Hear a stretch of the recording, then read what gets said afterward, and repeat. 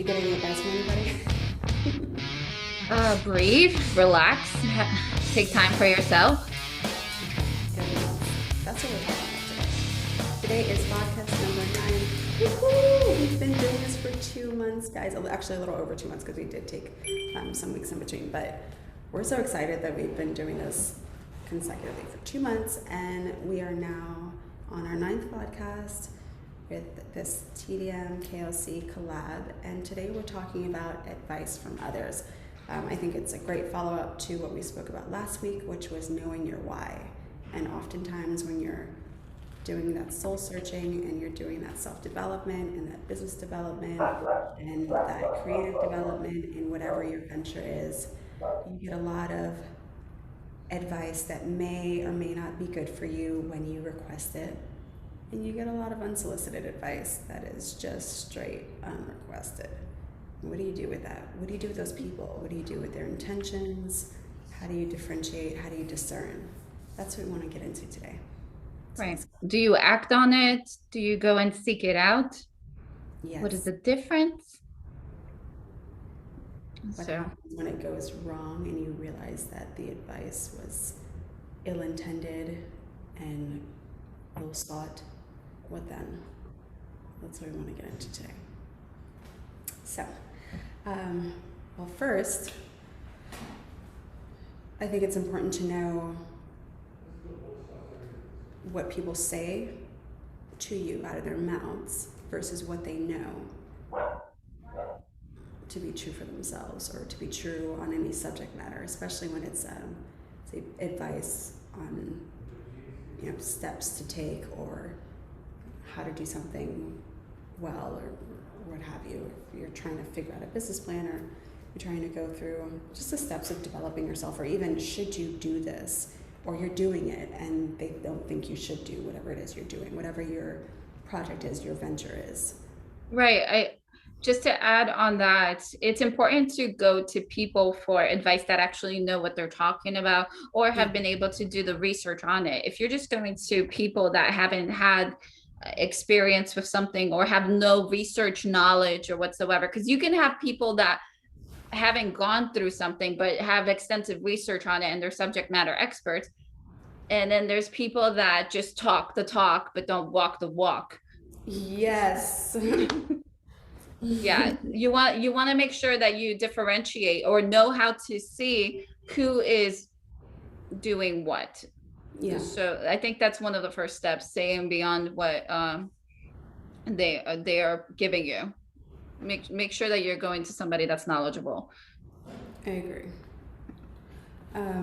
I've come to a point where my rule of thumb is I need to want to live the way you're living. I need to want to do what you're doing.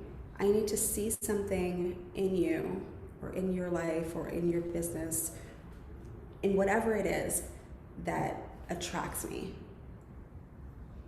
So you being family or being a friend is not enough anymore, because I think Kat and I both are coming to you guys having learned some hard lessons on that, and sometimes you just feel compelled to go back to those people, to people who are close to you, to people in your environment, people you're familiar with, what's comfortable, and for validation before you step out beyond that.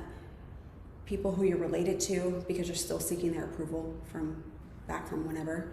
Mm-hmm. And that's really not always your source. And sometimes you don't have anybody to go to. And we're going to get into this later. You don't have anybody to go to, but that person or that information that you're seeking, the answer will come to you because you're seeking it. We talked about this before in another podcast. Actually, in the last one too, we brought this up in a different package, but the correct advice you need, the correct wisdom and insight that you need will come to you merely by you seeking the right advice, not just going to whoever. And Kat and I come from some hard lessons and people discouraging us, having poor intentions behind what they do say to us, digging for information under the guise of giving advice, and it wasn't from a place of sincerity or earnest interest in what we were doing. I mean, we could go on, Kat, I'm speaking for you, but like you can jump on in, like I know you. Right. A lot of the time it's better to go to somebody that not your family or friends. You want to go external, and you want to go, like I was saying, to subject matter experts or your role models, or the people that are just inspiring you. You're following on Instagram, you're following on Twitter, and you know that they have built a solid baseline foundation, and their business model has worked for people, so they provide that evidence that you need. So, and then there's like meeting groups, meetup groups, LinkedIn groups and stuff like that, where you can go to for some kind of general advice. I wouldn't go there for specific advice at all. No, that would be done for one-on-one, I would say. So you don't want to, spill all the details in a group chat and stuff like that. But those are really good for just like general questions, and you get no bias there really, because they don't really know you, you don't know them, and people are always being helpful, and the ones that are not just get kicked out of the group and stuff. So Oh, really? well, yeah, if Do they they're get kicked out? they do, if they're bullying or saying something inappropriate, yeah, Like the there's Facebook groups, they have that kind yeah of monitoring, supposedly. I don't know. I've there's never there's seen it in no action. reason there's no reason why somebody in that professional business environment should be bullying or saying something against No, you not and at your all. company. I think positivity is definitely the way to go, and everybody in there is trying to help each other, or just be there for advice and just help. So that's Yeah, it. and I think that, speaking on that, being there for positive reasons, or at least to just, share what you know with others because it's a communal setting, albeit virtual. Mm-hmm. That's really important. So, I think that brings me to the next point, the need to respond. Sometimes you're speaking to those close to you or those around you, maybe even in these groups, you have to turn on your radar for this, and really just like tune into, there's always a quiet voice or a feeling or a nagging, just something in you just shifts, when what you're getting back isn't right for you. Doesn't mean that they are horrible people, or, like everyone's just out to get you. That's not what it is, but it's very specific to the moment, the situation, what your intentions are, what you're seeking. So ultimately, everything we're saying does start with you. So you do want to be in tune with yourself. Right. That's where this stems from. And that voice, that knowing, that seeking for the advice or seeking for the right thing for you starts with you being in tune with yourself, your why. So true. We just dial back through all the podcasts we've done before. But so that being said, when people hear you speak, you just open your mouth and you start sharing. People have an innate need to respond. And that's something to be careful with. I think the wisest of people, Oprah speaks on this, Gary Zukav speaks on this, Mandela has spoken on this, Gandhi has spoken on this. So many leaders, theologians, epic writers, just wise people, maybe even your grandparents may have said, your parents may have said, the wisest people listen more than they speak. So, And they surround themselves with brilliant people. and yes. Okay, so Kat, I want you to get back to that. I'm going to finish this topic because I want to jump to that too. That's another point to lead with. The need to respond. You can almost see the itching, like they're like, sometimes I've seen like a twitch in people's face, like they just need to get in and say something about what I'm saying. And guaranteed many times they've missed what you said, they've misinterpreted what you've said, they don't fully understand what you've said, even if they heard what you said, or they have no base knowledge on what you're speaking on. But they need to respond because they need to either feel included in the conversation, they want to share what's going on with them, they're projecting onto themselves or onto you, and all of these things are going to trigger bad advice. That's not the person you need to be taking stock in when you're seeking help, or when you are looking for answers or trying to figure out, what is your why, or build up yourself, or start developing, or you want to find people that you can lean on or work with.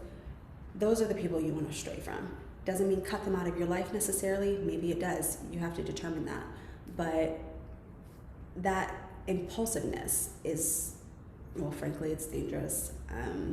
It can be very distracting, and it really leads you astray. And sometimes when you're doing something so big, those things are going to jump in your path because they're there to distract you, but they're also there to push you to focus and like hone in on your own intuition, which we're going to talk about later. So, that's about the need to respond being a key. Like, let that be a red flag. Notice when people have to jump at you, when they have to say something, they have to interrupt, and they have to say something. Sometimes you might be sharing something just to be part of a group, and you're sharing your portion of that conversation, but someone needs to interject. Watch out for that. Know where to place them, know exactly where they should fit in your life, and keep them there, because should you move them elsewhere, they could become a deterrent. So I'm going to pass it back over to Kat, because she brought up something incredible. I agree with that. Some people will just interject and cut you off. So there are people that will interject, and they will totally disregard what you just said and start with a completely new topic, or you're talking and you're asking for advice, and then they just answer right away without even giving any thought to it, repercussions, or what might happen as a result of this decision. So you don't want to go to people like that. You want to surround yourself with people that are on the same type of road that you're on, or they're at different stages of where you're going to, and they've gone through stuff, or they're starting, and you are all in a similar mindset. So you don't want to be the smartest person in the room. You want everybody else to be the smartest person here, and you're learning from all of them. So that's Lincoln said that, right? He wanted to surround himself with smart people, which is brilliant. So with that, a lot of the times we're making decisions, and we're sometimes, as a startup or a new business, we are or could be desperate in certain situations. Right in the beginning, you're like, what do I do? Where do I go? How do I sign up for this loan? Can I get a loan? Can I go and bid on this contract? Like, what do I do? And then out of nowhere, some random person comes up to you and like, hey, why don't you bid with me? I'm bidding on all this stuff. Well, are you gonna jump on that? Are you gonna question it? You want to ask a lot of questions. You don't just want to like jump on that bandwagon. You don't even know this company. You don't even know this person. You don't know why they're doing it. They could be a telemarketer. They could be a scam. I get a lot of scam emails from companies that are doing contracting. They go on the website, they go on sam.gov, they want to bid, and they're just like random like companies. They're just I would think they would be recruiting companies or something like that, and they're just trying to get other companies to bid with them. But I would not consider that a legit opportunity. Mm-hmm. But for a person that's not looking around, being resourceful, asking questions, they might just jump on that, and then they're going to be stuck with a bunch of clauses and contracts and issues that they have to deal with, because you got into a contract with a company or recruiting agency or something that required you to pay them 60% of something once you won the contract, and they only won because of you. So you definitely want to make sure you surround yourself with the knowledge and the right people, and make sure you don't just jump at an opportunity just because you're desperate with stuff. So, and in those situations, I think it takes a level of definitely discernment on our part, but also forgiving, especially when those situations occur with people that we know, that we work with, that are close to us. We've all heard the stories where like you start to rise and end up leaving people behind, or relationships change. I think there's in understanding and in building your ability to discern these situations one from another and know how to act accordingly, there's a level of forgiveness that has to be exercised. so that you don't become bitter or frustrated, and you don't develop this feeling of mistrust of others, that you can't really engage with people because you don't know where they're coming from. You don't know what angle they're approaching you from. And many times it's true, even with those closest to you.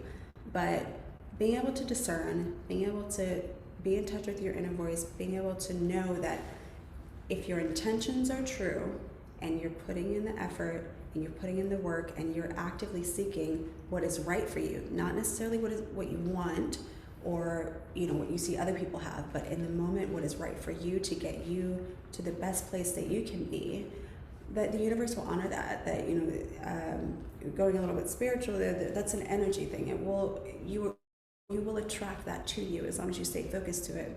But it does become, you can get dismayed. You see all these things happening, you get this kind of feedback. It will hamper you because you're human, and I don't think you need to neglect those feelings. I don't think you should avoid them either. I think you should go through them because it's a form of growth. And so in that growth, you learn to forgive people's follies. So that's the next point we wanted to talk about. Learning to forgive and act on people's follies. So when you see these follies in people, they're human beings, and of course we're all making our decisions, and they may or may not be making the best decision for themselves or you in what they say to you, and what they do. If people are trying to bid on a contract with you, like Kat just brought up, and they know that they're really just doing it to have you be the working horse and they're just benefiting off of it, that's not really fair business practice. It does happen. So that's a folly in those people, but you learn to forgive it, see it, identify it, and how to act on it. How do you, without making an uproar that may or may not be necessary, without, sending too much negative energy their way, if any at all. How do you work around that? How do you recover from that situation? I think people will often say stupid and crazy things. And sometimes, because there's a need to respond, which we just spoke on, things will come out of their mouth that they may not have really thought through in the context of the situation. We just have to be forgiving of that, because it makes you stronger, it makes you wiser in the end, and it helps you listen more before you respond. So in learning to process all of this, you have to get quiet, otherwise you don't have time to do that. I think it also helps you understand what you're hearing and what you're dealing with. That real question, like, what am I looking at? What is the situation in front of me? And it helps you honor yourself in that regard and be true to yourself and just take a step back. Less reacting. Yeah. Right. The initial, sorry to interrupt. There was no. It's the reaction. A lot of people in the beginning want to respond immediately, even ourselves, right? Or try to be on a defensive mode and say something right there. I think it takes a lot of practice to make sure that you do that whole listening part that you were just talking about. You need to be able to be calm in your mind and not overreact and just take in information. You're going to have a lot of people that come up to you and tell you, no, this is how it's done. And you're like, okay, why? Because that's how it's always been done. Okay, so you don't even have to respond at that point. My brain's already like, well, just because it's always been done that way doesn't mean I can't do it a different way. But I'm not going to waste my energy responding to this person because I got other stuff to do. So I'm listening to what they're saying. It's true. I don't have time to argue. If I'm bored, I might argue with you. Just because I'm human. But other than that, I think you have to definitely calm yourself, take in information, and get to a place where you're like, okay, this is what this person thinks. Fine, I understand. And then you talk to somebody else, and then they provide information, and then you share the information with them. They might be more understanding and be on the same page with you, so it makes a difference, and then you communicate that way. But yeah, I agree with Maria. You gotta be in a calm state of mind, emit positive energy. Do not backfire with the negative energy, because that's not going to help you. You want to surround yourself with a clear thought process and all that stuff. And being happy-go-lucky, pretending that there's nothing wrong, that is not what we're saying. That is leaning towards denial. That is leaning Right. towards turning a blind eye to the situation. You do want to act on what's happening in front of you. You really want to work with yourself to strike a balance between what you say and do in response to these situations, to these people, to this advice. When you walk away from the situation, even in the midst of the situation, if you need to take a quiet moment right then and there, nobody can force you to respond right away. That's your choice. So you take that power and you take your time and you decide, what am I going to do next?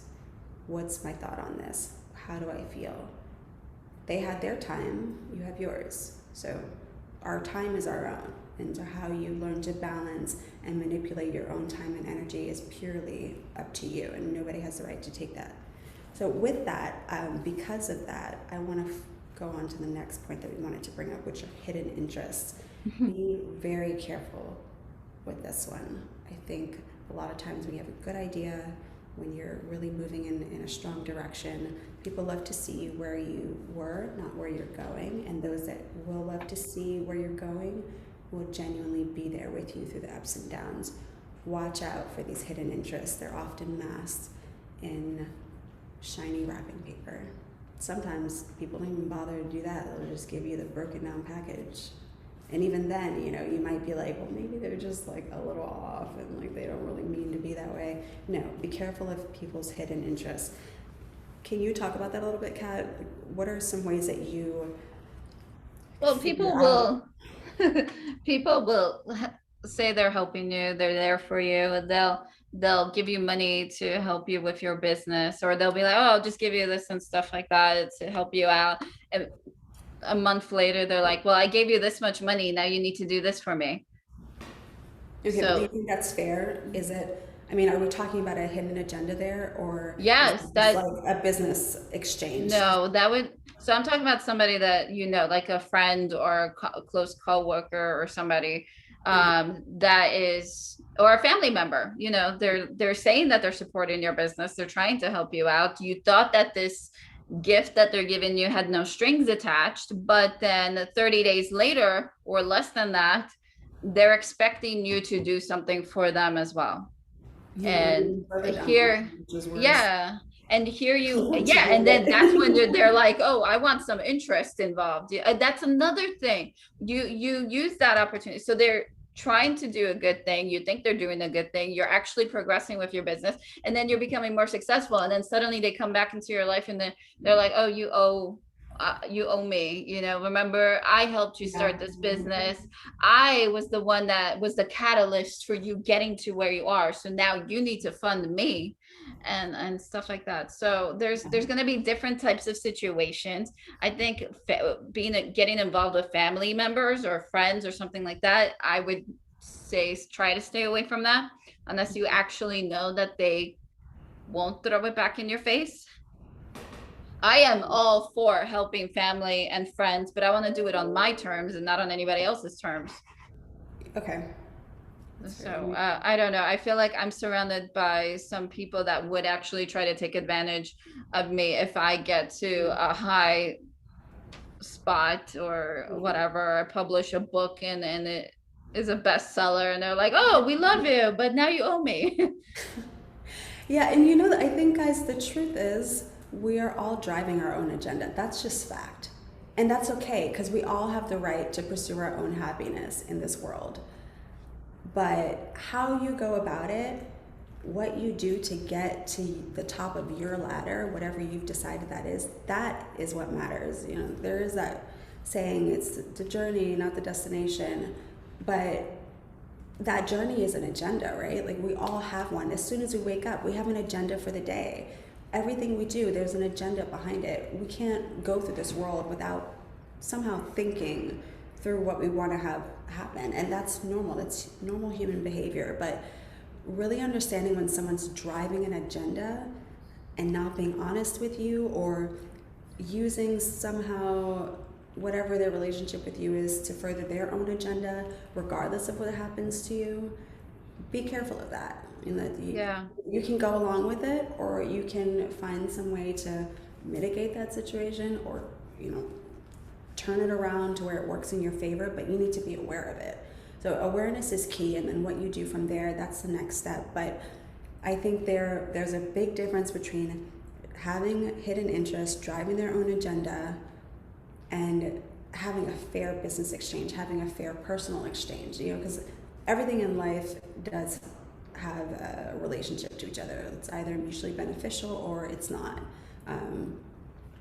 And we all feed off of everything in this world. We're all connected. So that's not something we can avoid, but it's really just understanding what you're dealing with. Like, this whole podcast we've been talking, like, be aware of like this advice, be aware of what feedback you're getting, be aware of people's intentions, be aware of the agendas. Because walking into situations blindly or continuing to stay in a situation being blind or choosing to be blind, it's only going to be to your detriment. And when you can empower yourself to do otherwise, you're that much stronger for it. You're totally right. And I am guilty of being that person that was blindsided by a lot of stuff. I like to see the good in people, and for a long time, that's what I tried to do. I'm like, they're not bad. They're not trying to have evil intent or anything like that. And I was in denial, I think, and maybe naive. But then again, is that a bad thing, trying to see the good in people? I don't know. But now that I've grown, see the good in people. I'm so sorry to interrupt. You can still see the good in people, and then there. Yes, I think you have to do that. There has to be that balance that you were talking about. I was blind before, and now I can see. Yeah. So today. No, it's important, because I feel like at a certain point I opened my eyes to reality, and not just going with the first thing that a person says. Like, I have been asking so many questions of people. Sometimes they get uncomfortable because I'm asking so many questions. Why are you doing that? Like, you don't trust me? No, I'm just trying to make sure that the decision I'm making is actually the right decision. This has nothing to do with you. This is what I do now. I just ask questions. So being aware is a big deal. That's what literally we've been talking about, like what you just said. Awareness is important. Making sure that you're not in denial about anything. Getting out of that box and actually facing the situation that you need advice for is important. Don't push it aside or sugarcoat it. Actually face it head on. And I think you're going to be better off actually facing the situation and reaching out to the right groups of people that you need to. Going to those groups that we were talking about and asking the right questions, or asking the general question to try to lead you to the right question is very important. And the point is, ask the question. Communicate. Yes. Get it out. So how do you decide who you cut off and who you keep at arm's length? Because I think when we're dealing with these kind of situations, hidden interests, maybe some not so positive agendas, bad advice, intentionally or unintentionally, all distracting, all kind of leading you down the wrong path possibly. You do need to put some distance between you and those people, but maybe the answer isn't to completely cut them off, or is it? What's your take on that? How do you decide keeping someone at arm's length versus just cutting them off completely? Well, it's a learning experience. You will learn by going through it and figuring out who you're listening to and who you're not listening to. The advice I would say is probably absorb information from people and see where you go with that. I would not automatically be speaking, making opinions and stuff like that. I would just see where their information goes and see how it affects you and things like that. I think staying quiet and just seeing where things take you is the best way to go from there. Because observing is going to give you some of those answers. Do you think it's a good practice to give people, and we're just prodding here, we're just like asking each other questions, so this isn't to say that one method is correct for anyone over another, but right. So I'll just posit this question. do you think that there should be like a step process? Like you give, for example, one chance, doesn't work, second chance, third chance. Do you think that's a good way to go, or should you just go with your innate gut feelings? You just really. I definitely have seen where like a person will give me the wrong advice the first time. I'm like, okay, whatever, right? It just depends on how it affected my decisions. That I think that also plays into everything. There's variables. The results of what the situation, what like the old. Yeah, definitely. And then let's say you go to them, you're talking, and they suggest something else, and that also fails. At that point, I don't think I'd be going back to them. She gives. Yeah, no, I wouldn't. I'm like, okay, you cost me money, you cost me time. I'm not doing that. And this could even be in regular conversations with your friends about something in a regular daily life. I think I definitely translate a lot of stuff that I do into my regular activities, and that's how I roll, really. You know, I like I'll be a friend, but like not a close friend. You know, you don't have my best interest at heart. You're just spouting out some random crap that you haven't actually done research on. So now I learned my lesson. You're not a subject matter expert. You don't know what you're really talking about, or maybe you need to get some information on it. But I don't have time to talk to you and fill you in on all of that stuff. I don't. Do you have? I just don't. I love the way you're saying it. Like, I don't have time to even talk to you about this, and like you're rushing through this. I can feel the energy of you like being in that situation. You like put yourself. No, I'm verbalizing. You know, vibe that energy. I don't have time for this. So just no. And I try to keep it inside. I'm like I don't want to be rude and say that, but I'm telling you right now on this podcast. But if I would, I feel like this podcast we've brought out topics and sides of ourselves that we never usually show in a professional setting. Just like on the phone with each other. It's true. Like, hanging out. It's true. You're not going to actually say that to a person's face or whatever. You're just going to be like, okay, mental note, don't go to Anna, or don't go to Jacqueline or Fred, whatever. Yeah. But then again, you know, there are people that are good. So it's trial and error. I mean, do you agree? Do you have any other opinions on that? I think I'm trying to work more on going with my first gut feeling. I do a lot of work on just listening to myself first. I used to listen to other people first, and then decide if it lined up with what I thought, and then judge if my opinion weighed against theirs, and like, did I have the expertise or did I have the experience for my opinion to have as much weight as theirs did, and if it didn't, I would just go with what they said. Now I'm in a place in my life where I'm strictly sticking to my instincts, and it's not always easy because sometimes I'm not always listening to myself right away. So it's a process, but as I get better at it, it gets stronger, and the voice, the feeling, the intuition, that inner instinct gets louder, where it's, you know, I hear it whether I want to or not, so I don't have to go seeking for like, was that my voice, or was that like their voice in my head, or what was I listening to there? Am I being influenced when I'm trying to make this decision? My screen keeps timing out, sorry guys. So, you know, that's where I'm at with that. So I guess that's one chance, like the initial. No, that makes sense. And being an entrepreneur, a business owner, you need to make executive decisions. You can't be waiting on other people to make those. You can't have them make decisions for you. The advice that we're talking about is just, you know, information, getting some kind of resources together, but ultimately you are the person that is going to make that final decision, and nobody else's opinion is going to matter in that point. So I think Maria makes a really good point about the feeling you get when you make these decisions and get the advice, because it's something that's internal, something that people don't actually really talk about. you get a gut feeling, you see that there's red flags, you don't want to go with that opportunity. Yes. You want to ignore it, kind of like in a relationship, you go on a date. This guy is not my type. Like red flag. Okay, first he said he smokes, or he doesn't smoke, and then suddenly he's smoking. Red flag. Bye bye, guy. Right.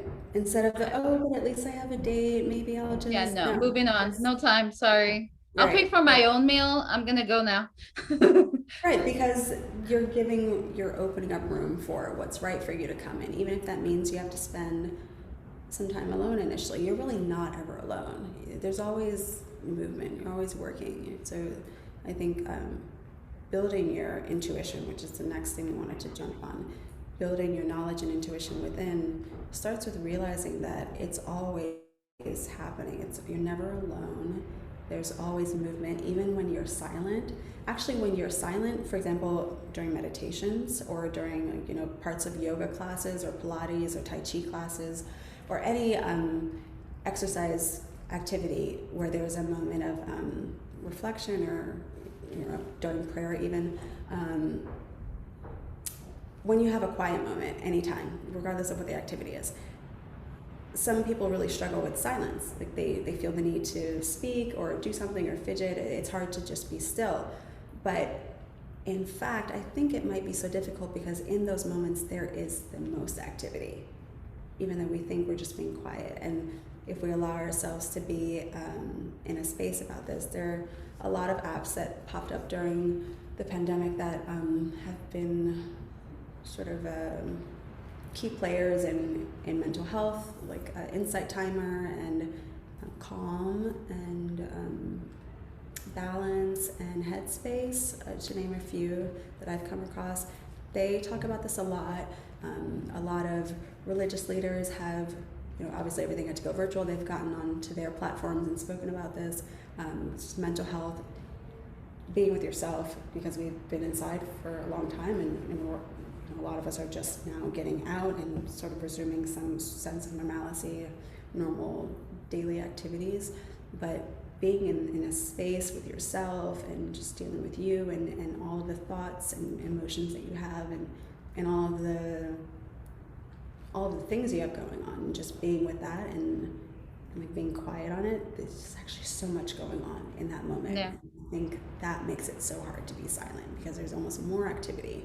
There is more activity going on when you're still, when you think you're still.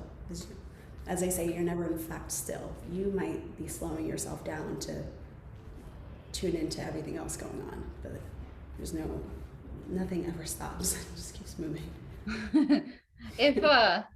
If you read a lot and or listen to life coaches like Tony Robbins or read Marie Folio, Pat Flynn or whoever, a lot of or I know you guys know Jay Shetty. Yeah. So and his wife, oh my God, Roddy. Yeah, Roddy. So a lot of these guys, a lot of these females, everybody, they talk about meditation. They talk about making sure that you take time in your day to focus on yourself, your thought process, exactly what you were just talking about. And these people are super successful in what they do. So, and they've been doing this for a long time. So why would we not emulate that? Why would we not try to focus on ourselves as well? Because it seems to be working for them. It seems to be something that is needed for your own sanity, for you to be able to understand yourself and acquire that inner knowledge of what you need to do. Yeah. And make the decisions that you are looking to make. A lot of the times we're scared of stuff and we don't know what to do. And I think taking the time to actually meditate, focus on what your thoughts are actually telling you is going to actually give you that answer that you are looking for. Mm-hmm. And I think ultimately too, sometimes we get in our own way on that point. I don't want to do what they're doing, or I'm not copying anybody. you'll never be able to copy someone verbatim. No, no. Anything that you do that is emulating, as Kat said, which is the perfect way to say it, you're emulating someone, you're inspired by them, and you act on that inspiration. It's going to be you because it's you doing it. You can never be someone else. You can only be who you are. And so anything that you do, whether it's as close of a replica of what you're seeing as possible or as far from it as you can take it, it's you. So there's always going to be you on top of whatever you're doing. And so worrying about copying someone else or doing exactly what they're doing, you're really just doing your interpretation of it. So there's no need to worry about that. But knowing that, it's also a sense of freedom there because you are going to create your way of doing it, and you grow within that to be who you want to be. So I think there's no way I'm waking up at 5 a.m. to do what Jay Shetty's wife Roddy does and meditate. There's no way. I'm not doing that. Even I remember watching an Instagram live thing he did for a second or whatever. Yeah. And he's like, I'm going to sleep. I don't care. Like she's going to go up and do her thing and whatever. And then she was saying something about, but well, by the time he wakes up, I'm already done with my meditation, or like I'm finishing up meditation and now he's disrupting me. I'm like, yeah, I'm not getting into that. I definitely do my own version where let's say I pull over to the side or like I'm in the parking lot. I'll just leave the car on for a few minutes and just like lay back and just relax for a minute and just soak it all in, because there's so much distractions happening and whatever.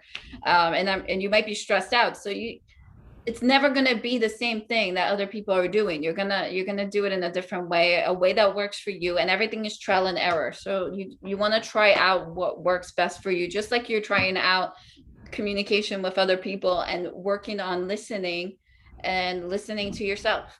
I think that's where we're going with this. And Maria, you've brought it up so many times, self-awareness, self-knowledge, just focusing on all of that. Yeah, and I think that really wraps up everything that we wanted to share with you guys today. And hopefully you got a chance to look at our last podcast from last week. It's up on LinkedIn, YouTube, and our Instagrams and our Twitter accounts, knowing your why. So this is just a great way to continue building in yourselves, and we're just sharing our experience and our growth with you as we come up with topics that we would love to have discussed more, and we're just taking the time to do it now. And next week, we're going to get a little bit more technical. We're going to pull away from some of this more thought-provoking, emotional... Philosophical, yes. And we are going to be discussing fintech. We had a great experience today where it was just, it will blow your mind how much fintech is part of your life if you aren't already aware of it. What is fintech? Why is it relevant? Where is it going? We're going to get into all of that. So we're going to, per usual, put out our announcements. We'll have, the live is up now. We're going to have a recorded version of this podcast on YouTube and on LinkedIn and Twitter. And we're going to put out our announcement for when we're going to do podcast number 10. So we hope that you will share this with everyone. Comment, like, subscribe to our channels, follow us, and definitely join us for the next podcast. It'll be live and also recorded. We don't have a date set yet, but that will be announced on all of our platforms. Thank you guys for joining, and thank you, Kat. Happy Friday. Thank you, Maria. Happy Friday. Yeah, let's go rock out the weekend. Amazing. Okay. Thank you, Maria, and see you guys. Bye. Bye.